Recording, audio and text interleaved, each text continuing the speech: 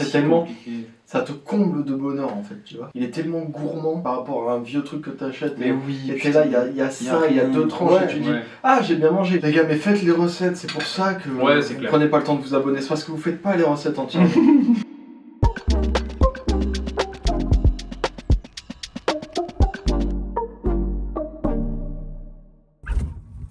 Coucou! Cordon bleu, tout le monde connaît, je vais pas t'expliquer ce que c'est, mais en fait il y a un gros problème avec ce truc, c'est qu'on en mange quasiment que sous forme industrielle, triangulaire dégueu là. Le poulet tu sais pas trop d'où il sort, le jambon non plus, le fromage il y en a pas en fait. Donc le but aujourd'hui ça va être de te montrer comment faire un cordon bleu maison de A à Z, mais bien comme il faut. En gros on va utiliser de bons ingrédients, du poulet bien juteux comme il faut, du jambon de très bonne qualité, du comté bien affiné, et avec de la technique, tu verras le résultat est fou. En plus l'accompagnement, il est simple, hein, mais je te jure, ça régale. Du coup, moi, je te retrouve à la fin avec les loustiques pour goûter tout ça. Si t'as des suggestions ou des questions, c'est en commentaire que ça se passe. Et t'as tous les ingrédients et les quantités en description. À tout à l'heure!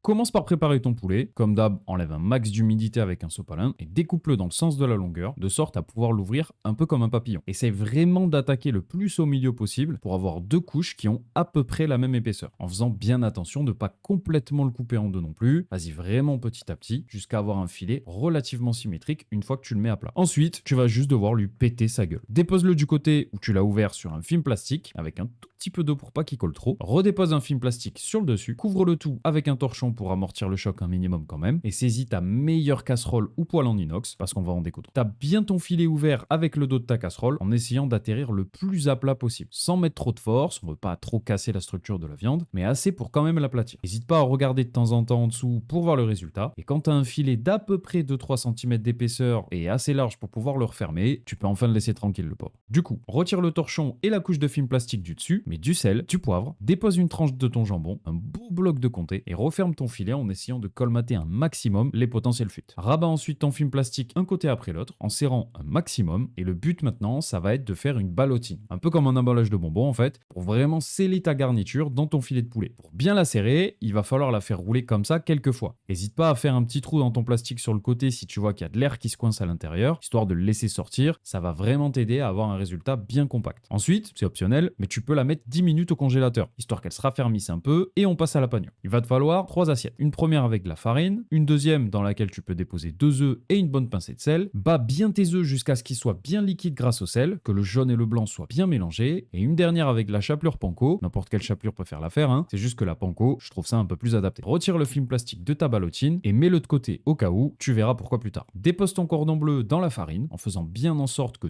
tous les côtés soient recouverts, puis dans l'œuf, en n'hésitant pas à le retourner pour en avoir bien de partout. Finis dans la chapelure panko et n'hésite pas à appuyer légèrement de manière homogène pour qu'elle adhère bien à la surface de ton cordon bleu. Maintenant, si comme moi tes filets de poulet sont tellement gros que ton cordon bleu s'effondre sous son propre poids, tu peux refaire une ballotine avec le film. La prochaine étape, elle est simple mais juste obligatoire. Il va falloir le laisser reposer au frigo encore une petite dizaine de minutes. J'insiste sur le fait que cette étape est obligatoire. C'est vraiment hyper important, en tout cas si tu veux éviter que la chapelure se barre et que tu te retrouves avec un cordon bleu tout chauffe dans ton assiette. Pendant ce temps, on lance la purée. Alors je sais qu'il y a plein de façons différentes de faire de la purée, que ce soit le choix de mettre du lait, pas du lait, la quantité de beurre, la variété de pommes de terre. On est servi sur internet en termes de variété de purée de pommes de terre. Moi, je fais ça très simplement. Mets directement mes pommes de terre au four sur une grille ou sur un lit de sel si j'en ai pas et je les laisse cuire tranquillement à 200 degrés jusqu'à ce que l'intérieur soit bien tendre. Ça peut prendre un peu de temps selon la taille des pommes de terre. Donc si tu veux les faire cuire à l'eau pour aller plus vite, fais-toi plaisir. C'est vraiment toi qui vois. Le temps que tes pommes de terre cuisent et que ton cordon bleu repose, on va préparer rapidement une sauce au vin rouge toute simple pour accompagner tout ça. Du coup, découpe une échalote assez finement, puis fais-la revenir dans une petite poêle avec une noisette de beurre et quand elle commence à peine à colorer, déglace avec du vin rouge et du bouillon de bœuf. Ajoute des herbes de Provence, du thym, du romarin, peu importe, et laisse tranquillement réduire. Une fois que tu as une belle réduction, passe le tout au tamis dans un petit bol en pressant bien les échalotes de manière à faire ressortir tous les arômes comme il faut, et remets-la à réduire dans ta poêle à feu doux. Dilue ensuite une cuillère à café de maïzena dans un petit peu d'eau et verse ça directement dans ta sauce. Remue le tout tranquillement jusqu'à ce que ta sauce commence à bien s'épaissir, sors la poêle du feu, dépose quelques noisettes de beurre et mélange bien jusqu'à ce que le beurre soit bien fondu. Ne t'arrête pas de mélanger, c'est vraiment ça qui va créer la belle émulsion qu'on veut. Une fois que tu as une sauce un peu glossy comme ça avec une surface bien brillante, ajuste l'acidité et le niveau de sel en goûtant comme d'habitude et laisse-la ensuite reposer tranquillement. Ensuite, une fois que tu peux rentrer un couteau sans rencontrer vraiment de résistance dans tes pommes de terre, sors-les du four et ouvre-les en deux. Laisse-les refroidir tranquillement de manière à ce que tu puisses les manipuler mais qu'elles restent encore assez chaudes. Et quand tu peux à peu près les toucher du doigt, racle la chair intérieure de chaque moitié à la cuillère. Attention de ne racler que la pulpe, parce que la couche extérieure juste avant la peau, vu le mode de cuisson, elle va être plutôt sèche et ça risque de faire des grumeaux après. Écrase bien toute ta pulpe de pommes de terre avec une fourchette ou un écraseur, et si tu veux vraiment un résultat hyper lisse, passe-la au tamis. Perso, je le fais pas parce que c'est assez laborieux et bah franchement j'ai la flemme. Dépose-y ensuite quelques noisettes de beurre, une pincée de sel, du poivre et une cuillère à café de muscade si t'aimes ça. Mélange bien le tout et laisse-la de côté le temps de faire cuire ton cordon bleu. Pour la cuisson, évidemment, c'est mieux si t'as un thermomètre. Sinon, ça devrait durer entre 5 et 10 minutes de chaque côté, selon la taille de tes cordons bleus, encore une fois. Ça va être très simple. Dans une poêle pas trop profonde, mais pas non plus une poêle à crêpes, dépose de l'huile neutre qui résiste bien aux hautes températures. Moi, j'ai choisi pépin de raisin parce que je trouve ça plus léger. Quand ton huile est à 180 degrés, dépose directement ton cordon bleu en le lâchant bien à l'opposé de toi comme ça pour éviter de te brûler. Arrose-le d'huile avec une cuillère tout de suite pour éviter qu'il dessèche trop sur la partie qui est pas immergée et laisse-le bien dorer tranquillement. Quand ta première face est bien dorée comme ça, tu peux le retourner doucement pour éviter les éclaboussures et laisse-le dorer sur l'autre face. Si tu as un thermomètre, tu peux le piquer. Évite d'aller trop profond avec le thermomètre pour pas toucher le fromage et le jambon parce que ça fausserait la température. Sors-le quand la température de la couche de poulet atteint à peu près 67 degrés. Il devrait monter à 70 degrés en reposant et c'est exactement ce qu'on veut. Laisse-les donc reposer 5 minutes sur une grille. Si nécessaire, fais réchauffer ta purée 2 minutes au micro-ondes et remets ta sauce sur le feu une petite minute. Maintenant, on passe au dressage. Dépose une bonne dose de purée, dessine un petit puits au milieu, dépose une belle cuillère de ta sauce, tranche tout délicatement ton cordon bleu et petite parenthèse, tu vois comment la chapelure tient bien à la chair, c'est précisément la fonction du temps de repos au frigo. Donc vraiment, ne saute pas cette étape. Dépose ensuite tes tranches sur le dessus de ta purée, un coup de moulin à poivre et voilà, quand même plus joli que l'industriel là, s'il vous plaît, messieurs dames.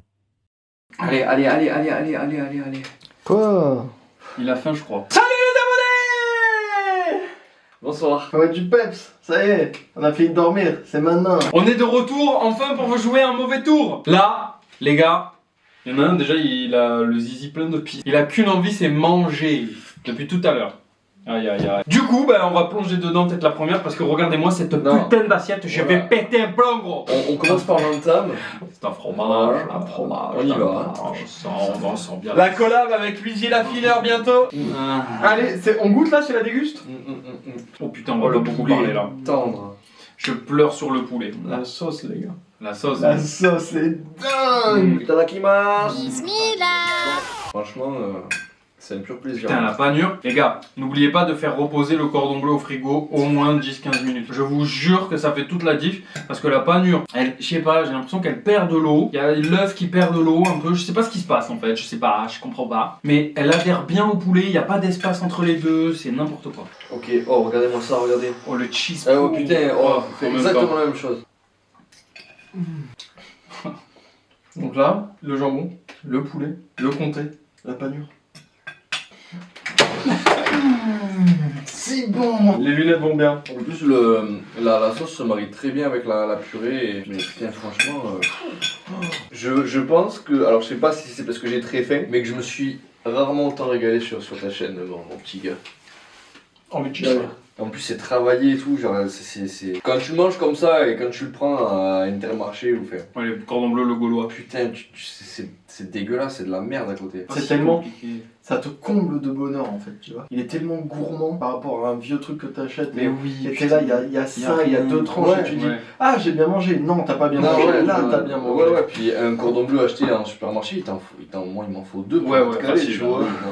Mais là je pense que l'équivalent au cordon bleu de marché, t'en as 2. Là t'en as 2 facile. Oh là là. Non. Ce qui est bête, tu vois, c'est que c'est compact.